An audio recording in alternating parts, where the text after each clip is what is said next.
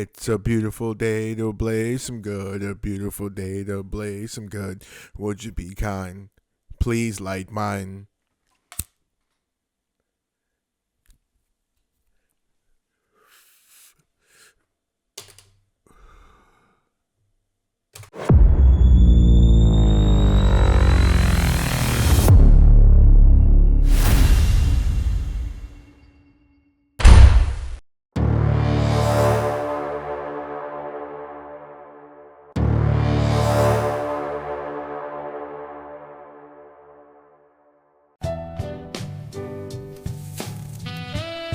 Roll up.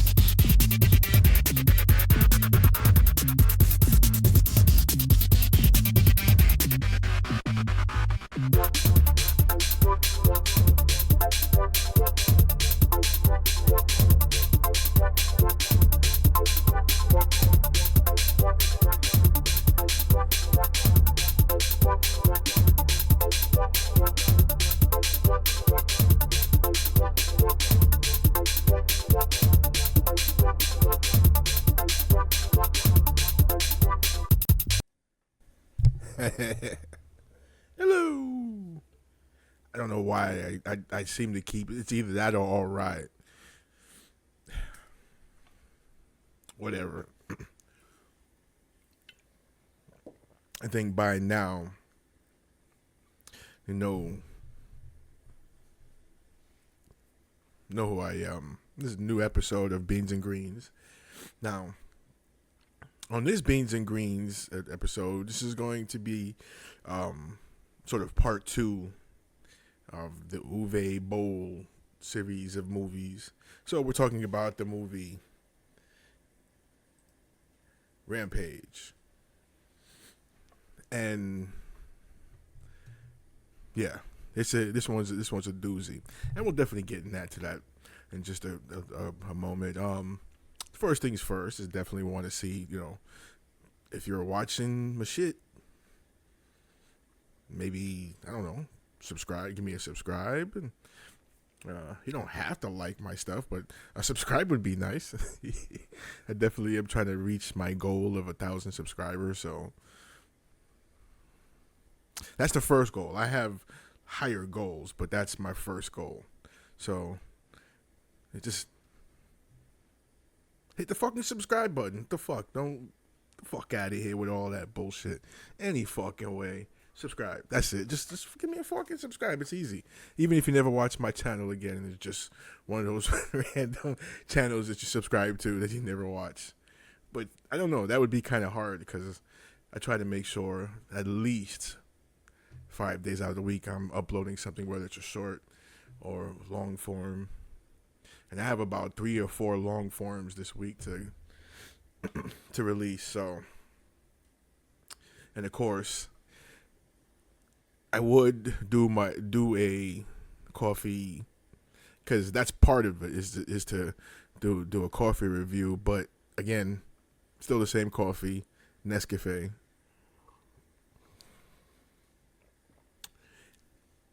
Nothing to report. It's instant coffee, and it just tastes a little stronger, a little more. I mean, it's the other brands we have in the house are just like Bustelo and Folgers and yeah, I don't know, it just Nescafe.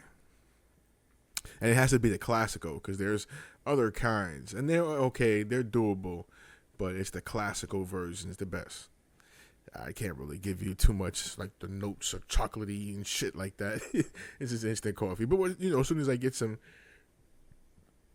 other coffees that I can review, that'll be coming up. Now, the herbals, I'm almost out, so I should have taken a picture to pop it up. But the herbals, I was just looking at my phone because I remembered from the cat I got it from. It's like Cherry Hertz.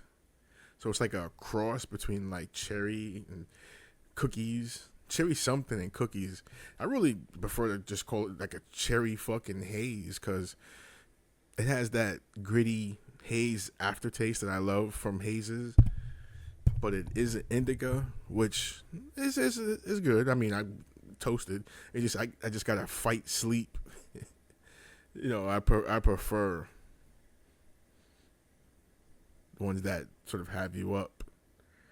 But all the like cool buds seem to be either a hybrid of the indica and sativa or just indica. But yeah, we need more sativas. And that's again one of the issues with not fucking having like recreational usage here in Florida, which, come on, man. First off, we in the Sunshine State. You tell me fucking it'd be like ill or just not where families go. So just away from families, just roll up and shit on the beach and then hop in the water or whatever, or come out of the water, you know what I'm saying? Sit on the hot beach, roll one up, then go eat at a local restaurant over Clearwater. You know what I'm saying? If you were like Benty Davis, you hop on a bridge, because I mean families go there, but that would be the beach that would think that would be Stoner Beach. And if you're in Tampa, you know Ben T. Davis. But then you just, you know what I'm saying, hop across the causeway, you know what I'm saying, and you know what I'm saying, grab some food or whatever, you know what I'm saying, chill out. I mean, come on, Florida's like the best place to fucking have recreational weed and shit. And we're not even talking about, I don't live in South Florida, but come on. I mean, come on, Miami, fucking Fort Lauderdale, West Palm Beach, shit, Apollo Beach, fucking Daytona Beach, all those damn areas, yo, it would be like mad ill just to fucking ride around, just being able to just on the beach just chill and smoke. Now, of course, me being the fucking sort of menace that I am, only in regards to weed. You know, I've already done the whole shit. I could tell you stories of riding out the Clearwater smoking out. A couple of stories of got pulled over 2 times in one night for a bad tag, and each time the cop found that I had herbs and they let me go. Now, of course, this wasn't recent, but I just caught 2 cops at the right time. One day I'll go into the story a little bit more in depth, but you know, for now it's just that and it did happen. I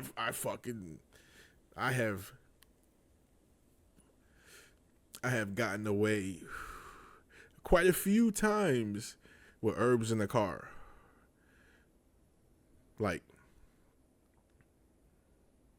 now, of course, the first time I got caught with herbs in the car, I got locked up and ended up having to do 9 months in jail, and it was just a nick bag, and yeah, I didn't know. But every other time, the motherfuckers just found out. It was like, yo, just get lost. You know what I'm saying?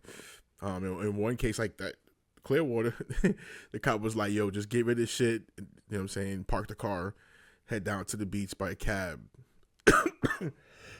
Because it was a bad tag. My car.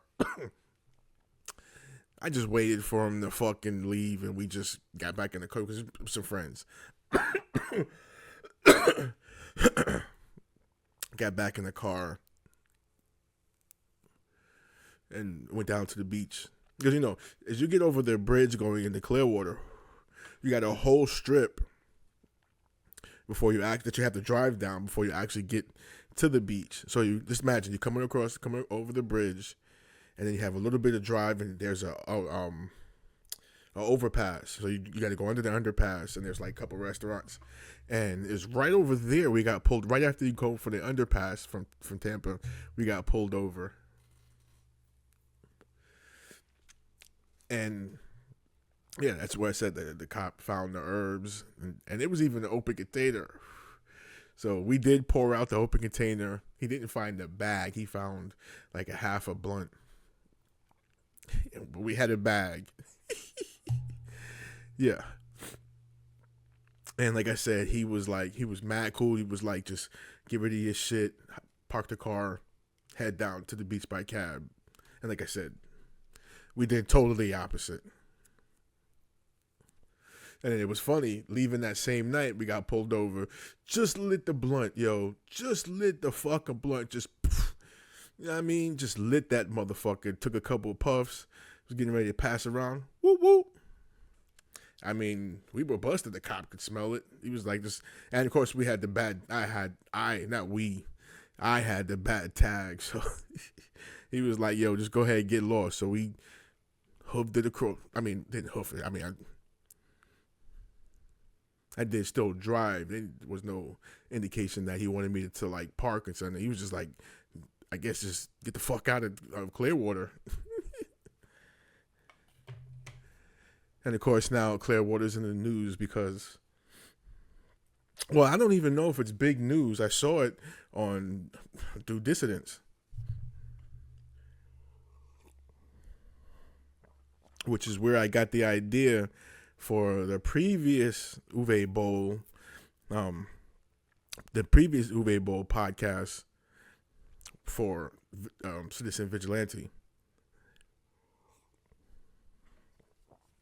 But through dissonance, these guys are always real good at bringing forth stories that are impactful, especially impactful in specific areas that don't seem to get any play on larger platforms, even mainstream news. And so apparently in Clearwater, there's a Scientology headquarters out there, and they're trying to, from what I see, is they want to buy up pretty much a lot of downtown Clearwater, and build a center, or build a center up even more compared to what they already have. And then they also want to control of the streets surrounding the areas surrounding it, the streets, the land, basically their own sort of state within the city, with their own bylaws. And it's like, what was it that got them, not what got them popular, but what is it about them that got them so powerful? You know what I mean? Like as like if they're a legitimate organization, but they're the guy or the being in which they sort of, I don't know, venerate is the good word, or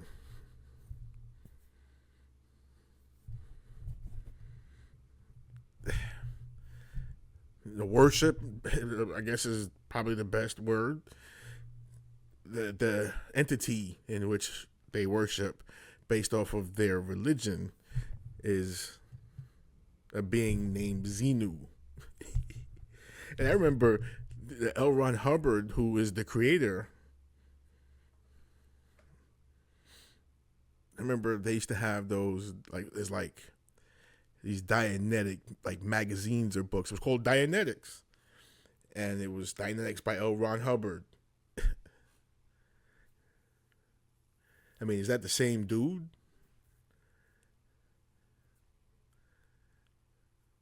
But it's like all these organizations and all these people that just want to take within this country. And that's the thing. They want within their own sort of religion, or within their own sect, or within their own little system, to create a system outside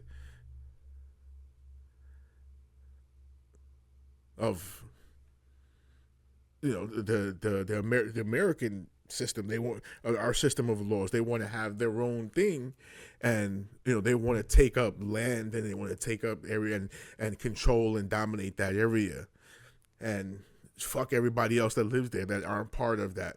And it's just everywhere you go, you see power just sort of living how they want to live, and making us sort of live with. And basically, to go back to the movie Ant Farm, and obviously if you look at the last episode on Ant Farm,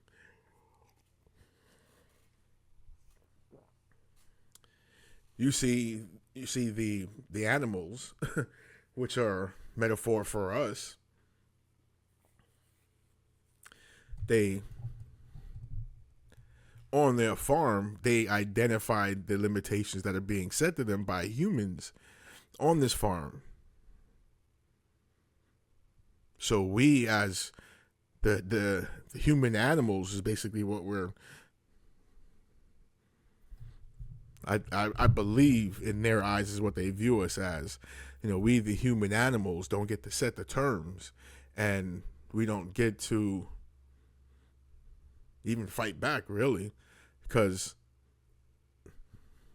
the government is who you would go to stop such things happening in Clearwater. They're the ones allowing it to happen, and that's a small, a small view of what happens what happens worldwide,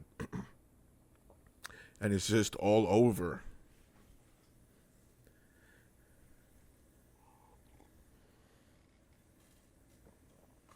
Now,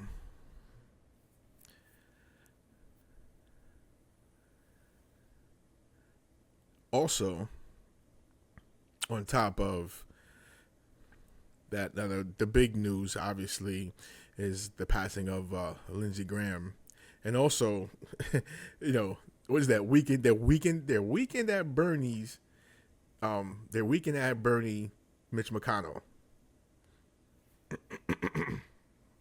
Yeah, is that the movie?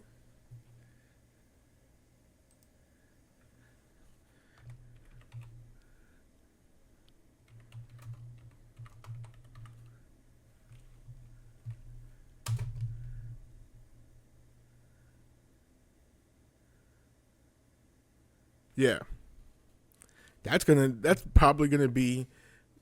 I'm gonna do Idiocracy next, and there was another one. So we're just gonna Idiocracy, then Weekend at Bernie's, and that's just gonna be a stupid one. I don't really like the movie, but that's just a metaphor for what's going on now with both Mitch McConnell. Well, just Mitch McConnell. They couldn't. They couldn't do that with Lindsey Graham, but they it's just weird how the news sort of words things, because they say he had a brief illness, then died, and from what I understand, it was a cardiac arrest. There was no briefness about that illness. I know for a fact this is something where you feel and you have the signs and you see the signs months leading, it could be months or weeks or months leading up to the actual cardiac event. Again, I know for a fact from personal experience. And what I'm saying, I was experiencing the symptoms and I ignored it. We were going through COVID, so I was like, let me not go to the hospital. I'm gonna fucking die. And then, boom, heart attack, almost died. So I know for a fact, and you could see in his face when you see pictures. Go back and look at that. He did an interview earlier that day with Zelensky. Or did he? You see what I'm saying? Or did he? Because you can AI fake these things.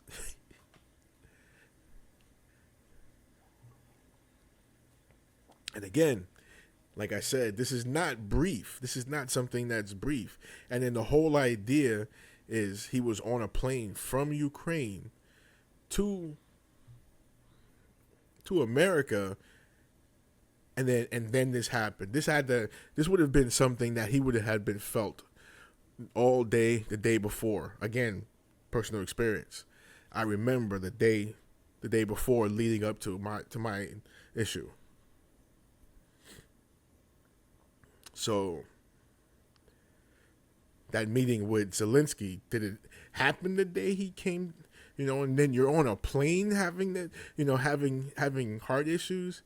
That altitude, going up in that altitude and all of that, that could also add to it. So it could be that's what accelerated it, but it wouldn't have been brief. There's definitely not. So let's get that over with. There's a whole lot of things surrounding it, but the main thing is he's no longer with us, and that seems unfair. I gotta be honest. That seems really, really unfair, because me being an atheist, I don't believe in they're gonna burn in hell.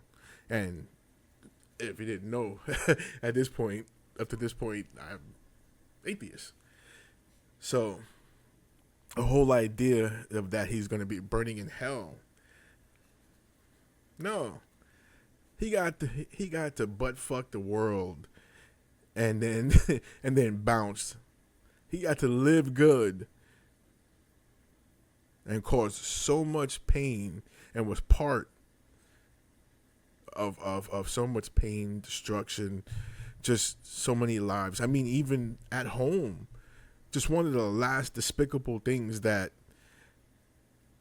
besides, his love for war, when it was time to help out the state in which he represents, when we had those hurricanes, and again, it's something I fucking can talk about from personal experience, because me down here in Florida, that hurricane, we got hit first. We had residual weathers and had all kinds of shit going on in Tampa, and it was, I think it was the last one that hit Tampa. It might have been another one, but I know, what happens when we get hit with these hurricanes. And then when it came time for him to step up to be able to assist his own constituents with aid from hurricane relief, he was worried about another country. Which, I mean, whatever, you have your likes, your dislikes, but you have a duty based on the fact that you were voted in. So that duty should always be looked at, in my eyes, should always be looked at as if you were in the mafia. Because if you remember, I mean, you see all different movies, but the recent one is looking at Sopranos, and when Tony is when Christopher Moltisanti becomes a made man, Tony tells him, this comes before, this thing of ours, this family, it comes before your family. It comes first, above anything. So being a politician should be that.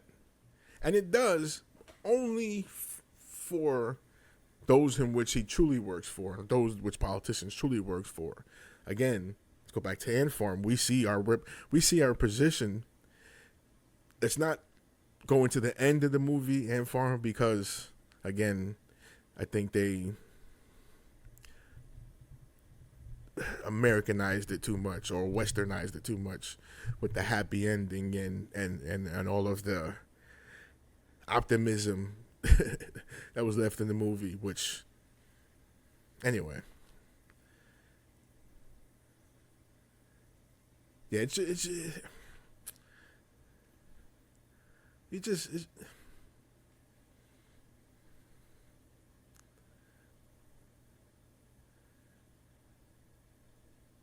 people put too much into politicians, and that's the one thing. Two themes from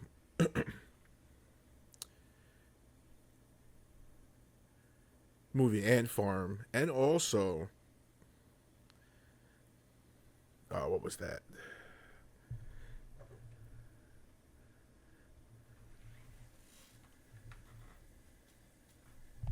Damn, I'm blanking on the movie now. I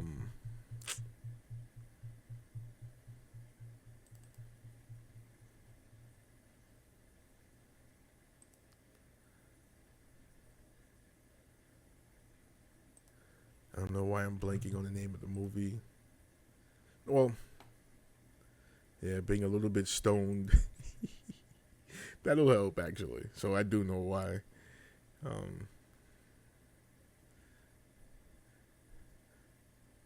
Hunger Games. So, yeah, I had to, like, remember my point while trying to remember the name of the movie.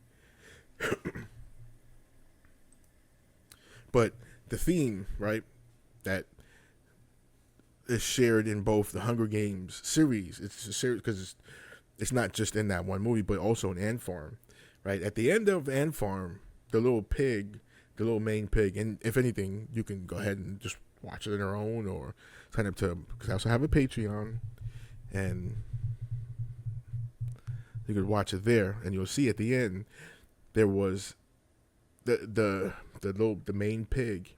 he saw that once you got rid of the first authority, which was claimed after they got their independence from the human, and then all these rules were created. Once you got rid of that, then you brought in the chaos pig, which was Seth Rogen's character, and he became a tyrant, right? So you got rid of the tyrant, and the little piglet was realizing, it was neither way was the right way. Being sort of a collective was the right thing for the animals, right? It was collectively agreeing on how you're going to run your society, right? And that was sort of a theme, maybe not noticed, but it through Hunger Games, because they got rid of the main bad guy, and then the leader, I forgot her name. I think she might have been in was it Julianne Moore? Yeah. I believe that was her. Yeah, I could look it up, but she then, coming from being on the revolutionary side, she then took over leadership and then became a tyrant for herself. So it was sort of like that whole left right or Republican Democrat. You know what I'm saying? That whole sort of thing. So then she became a tyrant to the other side, to the side that was the dominant side. And then Katniss, the main character, she kills her too. So it's like, it's not a matter of who's going to dominate, who's going to be the dominant culture. It's a matter of collectively agreeing to live. And that's one of the themes that we see underlying things between those two movies, right? So then, one of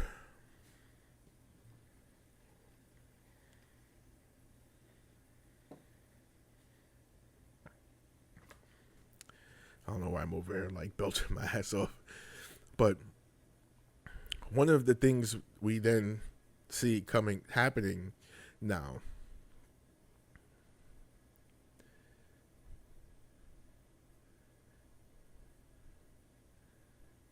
with all of the different changes in politics, we're definitely seeing the true faces of the people that are running the country. And two of those that were staunchly evil no longer, and you look at McConnell, he's no longer neither one of them have any effect or can affect us anymore because they're no longer with us. But you'll see nothing changes.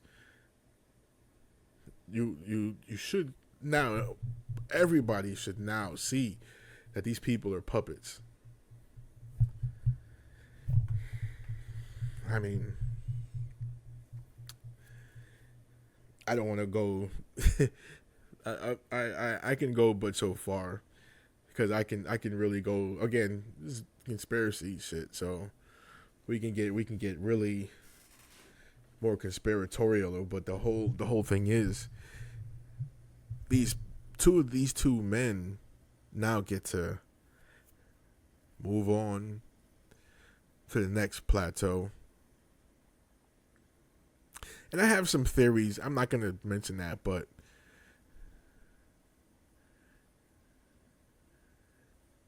yeah, they don't. For me, what I would think is the best thing for people like that is to give them sort of like if they had sort of like some sort of serum that would sort of give them their health back, and then lock them up for the rest of that time. That's a punishment take all their wealth from them, and then have them live in abject poverty and squalor, like they've made other people go through. That's real. That's real, right there. But either way, neither one of them are going to be able to affect us anymore. But that doesn't mean anything will change. And one of the things that, now pivoting to the topic at hand, one of the things that will never change is the propaganda in which the power structure will use in order to affect social change and social events. And a movie such as this is perfect. It's a perfect view of not only what makes a homegrown terrorist or a terrorist and altogether. It's not only a view of what makes them that, but it's also of this movie in particular is a view of them, like a POV point of view from their perspective of what, not only are they feeling what gets them to that point, and what they actually do when at a certain event. So in other words, when you see all these school shootings that's going on, right, we see third person, right? We see them sort of, and we don't necessarily see it actually go down when they're shooting at somebody. So in other words, they may show them shooting, but we don't see them actually hitting a person, right? Which that's a whole nother nother thing in itself. Yeah, check with Mr. Oleg Demigard. But anyway,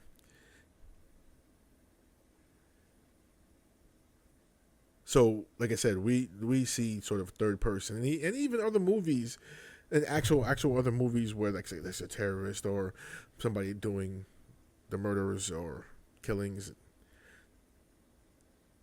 You still, like I said, you still get a third person view of it. You still see, like, you'll see somebody get shot by the perpetrator, but not from the view of the perpetrator. And that's what I'm trying to get up between this movie and the Citizen Vigilante. You get to see from that point of view. And with this one, again, the movie starts off, you have that underlying theme of left versus right, Democrat versus Republican, liberal versus conservative, right? And even the liberal in this is kind of that whole shitty liberal mentality, right? It's all one in the same. But through a series of events that happens throughout the main character's day, right? The things that happen throughout his day, right? You could see him just spiraling into madness, and then you hear in the background, right? What the director did in the background. You'll hear the character listening to the news, and it's all. And this happens around 9/11. So all of the news, basically what you would hear from like Fox and all that sort of conservative news channels, that was what was playing, right? And it was just constant propaganda. And you see it just. That's why I give this movie a little bit more of a artistic value than I would to the Citizen Vigilante, because the character in this movie, he does sort of, you see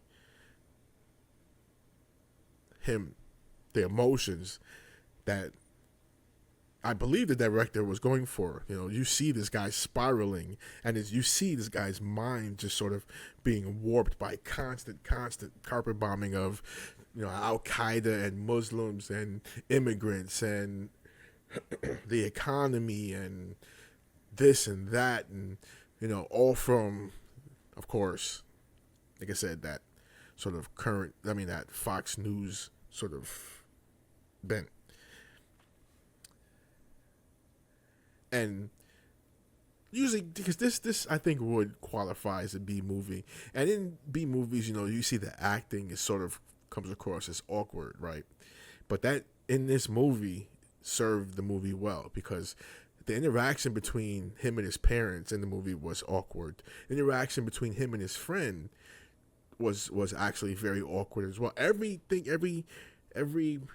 stop or person he dealt with in this movie was the exchange was very awkward, right? And that sort of led to that buildup. Now, also, what's diabolical about the movie is how the character Bill sets up his friend as the scapegoat by having, because the main character, he builds a suit of armor, right? He builds a suit. Basically, what happens is this guy, he fucking builds a suit of armor.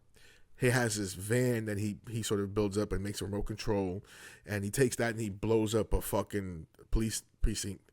Then all armored up and got two I don't know I know they're automatics. I'm just not good enough with guns to say for sure what they are. But he basically just starts murking everybody he can in town. I mean, he walks into stores and just everybody. He had an issue with he had an awkward exchange with a barista, and it was crazy, because at that point, when you see what's going on in the movie, right, you see he already has it in his mind that he's going to go and murk all these people. It's obvious because he's buying all this armor. But in the exchange, this is what I said, you can see him his mind turning. And that's what I'm saying about the movie, because in his interaction with the barista, it gets contentious, right? And he's like, yo, give me my money back. And the guy doesn't want to give his money back. So then he leaves the store, right? He leaves the coffee shop and then comes back in. It's like, yo, you're not going to give me my money back? Because the guy's not giving him his money back. At that point, you know what I'm saying? It's like, you can see he's on the list. So the thing in the movie is he sets up his friend because he, like I said, he gets all of the armor pieces he delivered to his friend's house anonymously. He doesn't put a name on it, but his friend obviously knows it's for him and gives him, and he armors up with these, and then goes through killing. And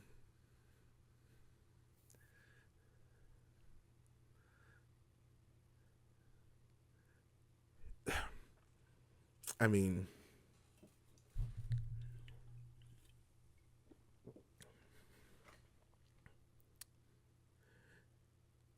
if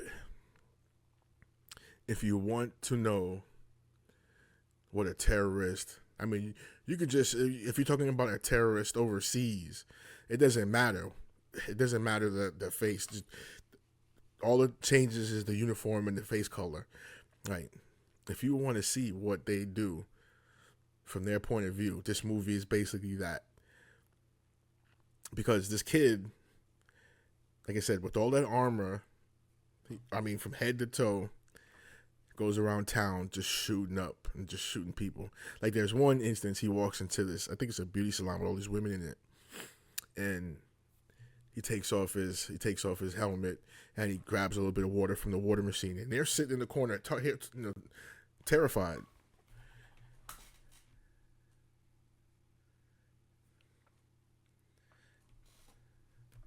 Yeah, I gotta. Anyway, so He's sitting there with his helmet off and he's drinking his water. And of course, they already know what's going on because you can hear. This is a small town, and he's in this small, like, downtown area doing all the shooting. And he's being real antagonistic with women. So then, right there, you know that that's another thing about. I don't know if it's something with all terrorists that, they don't interact with women well, especially, but you could tell that's one of the things that the director was trying to convey because of the antagonization or antagonizing he was doing to the women while he's drinking the water. Then he leaves, and they thinking that everything is good, that they got away, and they're cursing him out and shit. But then comes back right back in and just murks him. So it's that kind of sort of like, I can't fucking believe this is being shown in the movie. Like, holy shit. And just going around all around town and just whoever he sees, just. And ultimately, what. I mean, and this is it's a combination of sort of brilliant and sort of cheap at the same time. No. Because he robs a bank, right? He prints up before he does the, before he starts his massacre, his rampage, he prints up a whole bunch of fake money, counted for dollars. Then he robs a bank and burns the fake money with some speech, right? Now, after he leaves that scene, right, he basically has his friend waiting for him. Like, they're supposed to go into the woods and do some paintball. Obviously, it's a whole plot to make sure his friend's not anywhere in town, because ultimately, after killing some cops, which again, I thought conservatives were about upholding the law, and they have law enforcement sort of high up on the chain of valuable life in the world. But in Uwe Boll's movie, he just fucking, both guys just fucking downright just obliterate cops. But anyway, this Uwe Boll, the Bill character, he meets up with his friends in the woods who was waiting to play some paintball. He ends up killing him, putting on the armor onto his friend, and then some other things happened as far as like literature and stuff that the Bill character was giving his friend. So his friend, not thinking about it, just left it in his house or whatever. And they find the friend in the woods, and based off of the fact that, the location of the other cops that were killed, and this, that, and the other. And it's all blamed on his friend, right? Because his friend, he switched his suit. And then when he does, he gets up and he leaves his home because he's living with his parents. And, there's always that discussion because he's 23 living at home. That's one of the underlying things they wanted him to move. So he takes the money and disappears, the money that he robbed, and disappears. And his friend got all the issues. Now,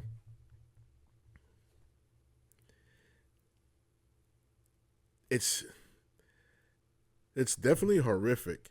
It's kind of fascinating because, again, like, you don't necessarily get to see from the point of view of the actual terrorist. And again, like I said, in this movie, it's a white dude from America. It could be fucking Arab. It could be fucking Asian. It could be anybody, right? And just sort of, obviously circumstances would be different because different societies or whatever, but just, again, it's the same mentality, right? It has to be, because for somebody to get to a point where they're doing that going on that rampage, there had to be something psychologically that was just sort of everyday, and that's really the intent.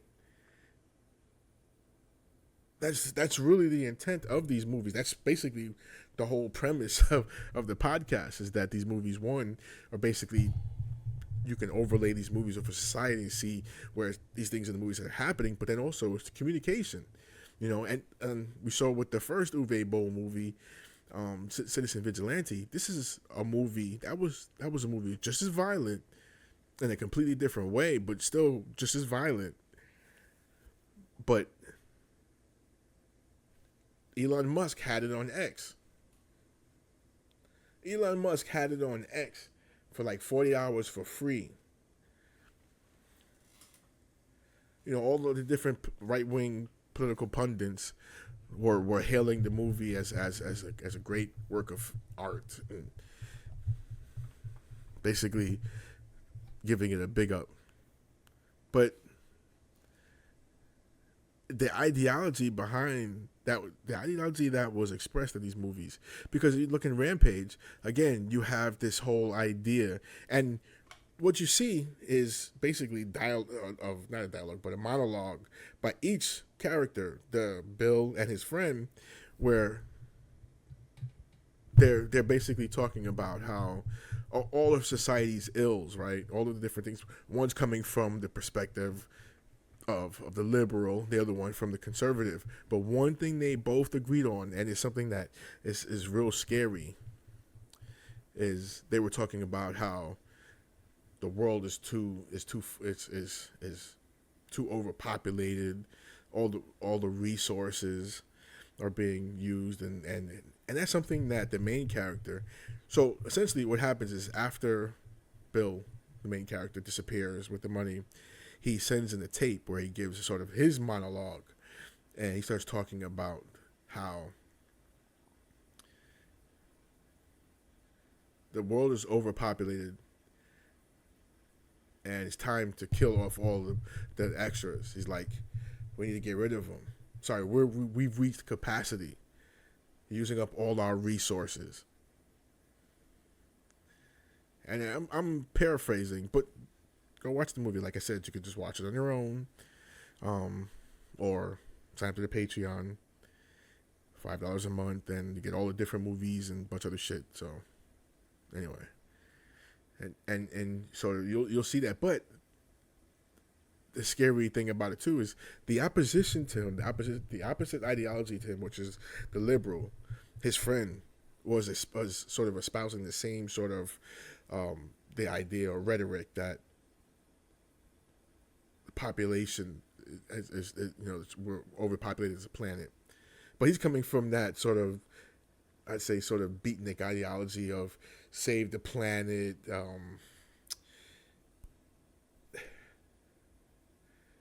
It's basically sort of not hippie, but sort of, liberal. But within that liberal mind frame, also share that ideology that the world is overpopulated, and that their resources are being all used up. Now the Bill character, he expresses how you would settle that, which is killing, just killing motherfuckers. Now the liberal guy, of course, he's not going to express that, but what other means do we have in order to reduce the population?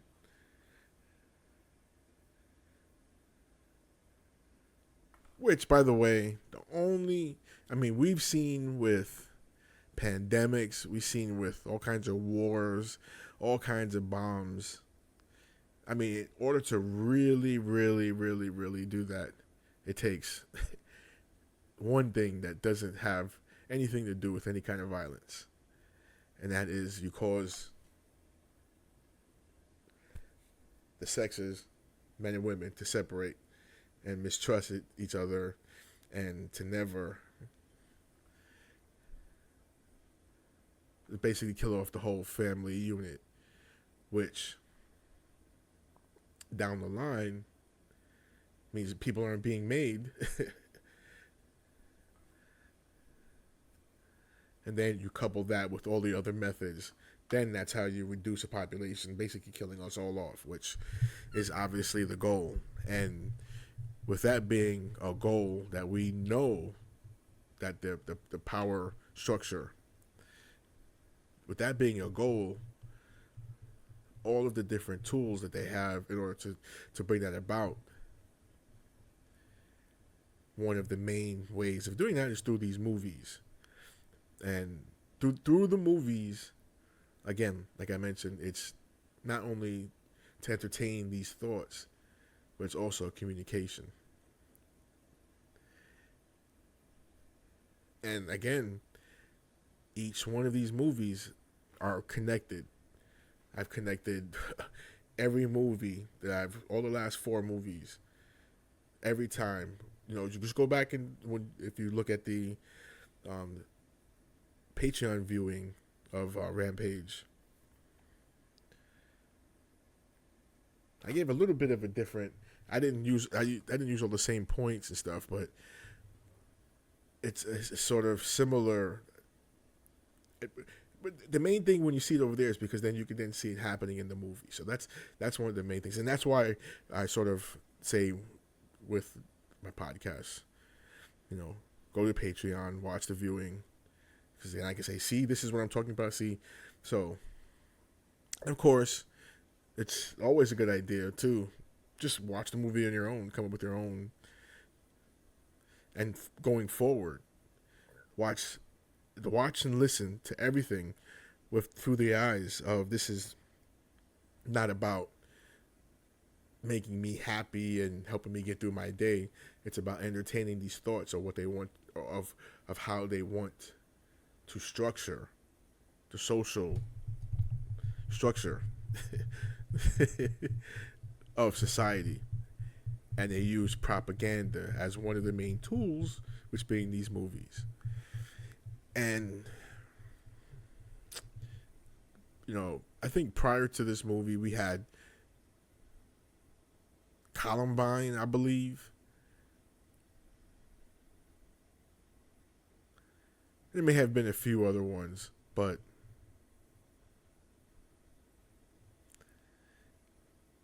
I mean, since this movie, it's just been an explosion to the point where it seemed almost like every year there may have been like 3, 4, sometimes even 5 sort of homegrown terrorist events, not even just old world terrorist events, but homegrown, sort of the homegrown terrorist, which is what's highly represented in this movie. Now, we haven't had one that's going on a rampage such as in this movie, but whether it looks like this movie or from Citizen Vigilante,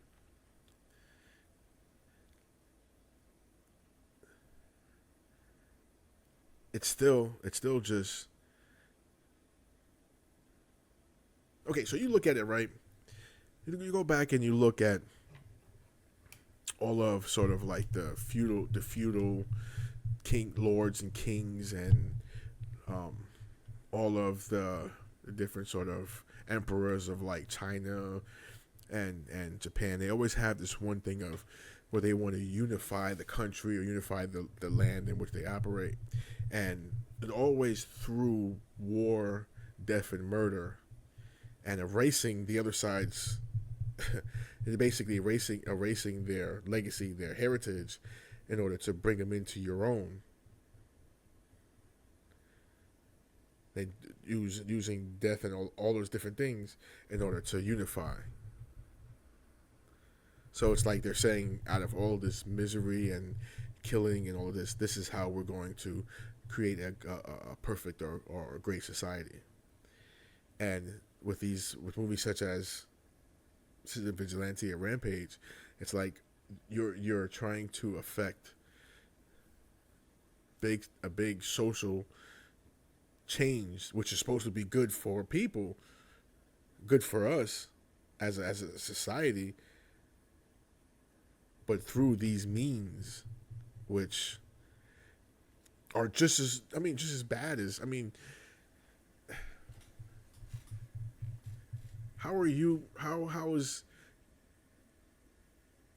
this Bill character any better than the terrorist, and the Al Qaeda terrorist? And you hear about that from the news broadcast that he's listening to, right?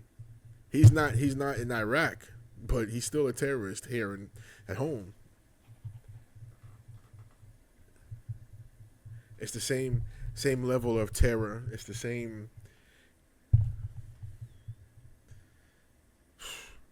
Yeah, and the same thing with the citizen vigilante. You know, it was a murderer killing rapists.